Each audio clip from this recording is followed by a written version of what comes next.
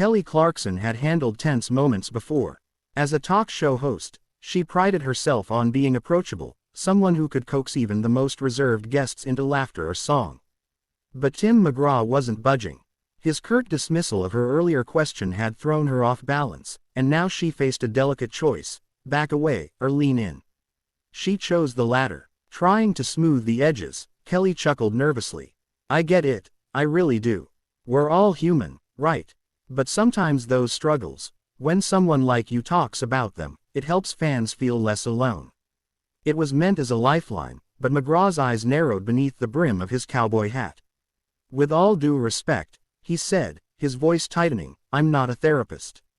I'm a singer. People can listen to my songs if they want to understand me. That's all I owe them. The studio went silent. Even the audience, usually quick with applause or laughter, seemed to shrink into their seats. Kelly's smile faltered, but she pressed on. But don't you think music and honesty go hand in hand? Your songs are about your life, your heart, your struggles. Fans feel like they know you because of that. McGraw shifted forward, placing both hands on his knees.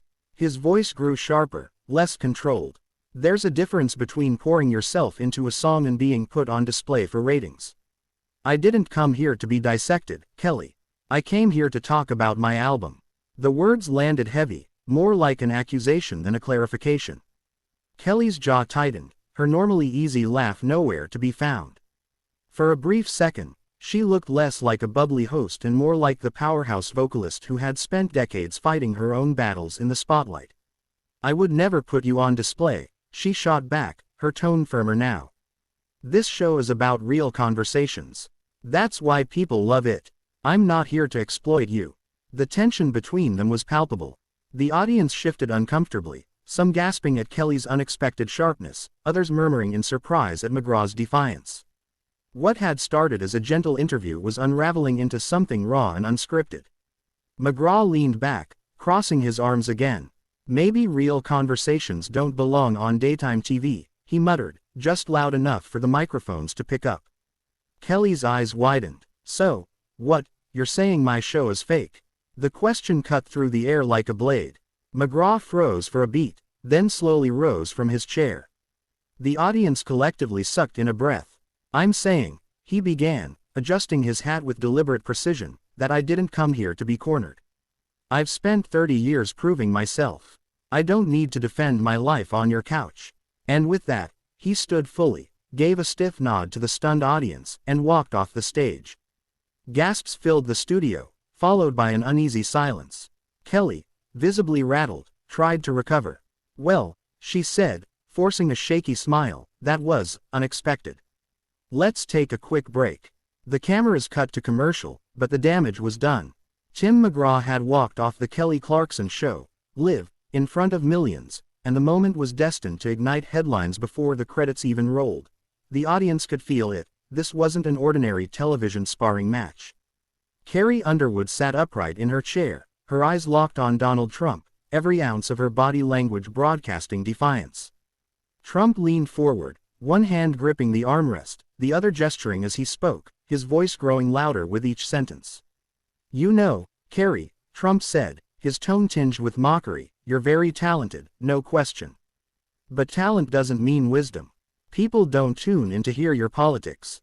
They want your songs, not your opinions. A murmur swept through the audience. Some clapped, others booed.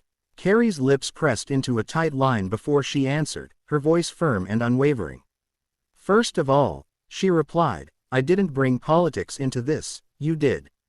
And second, I don't need your permission to speak my mind. I've built my career on being authentic with my fans.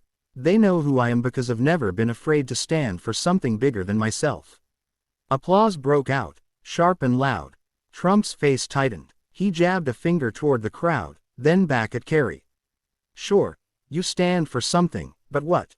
Weakness. This country doesn't need singers preaching about unity when the real world is about strength. Leaders like me, like what I've done, we make sure you even have that stage to stand on. Carrie shook her head, her blonde hair brushing against her shoulders as she leaned in. Her voice cut through the noise, clear as a bell. No, leaders don't give people their voices.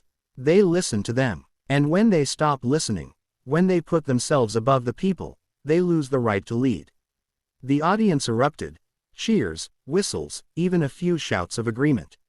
Kelly, the moderator, looked visibly panicked, her hands fluttering as she tried to calm the tension. But the confrontation had taken on a life of its own. Trump's face flushed, his tone sharper now. You sound just like every Hollywood elitist who thinks they know better than real Americans. I've been out there with the people. I am the people. You sit in a recording studio in Nashville, in your bubble, and tell yourself you understand. Carrie's jaw clenched, but her eyes blazed. Don't talk to me about real Americans. I am one. I grew up in a small town in Oklahoma.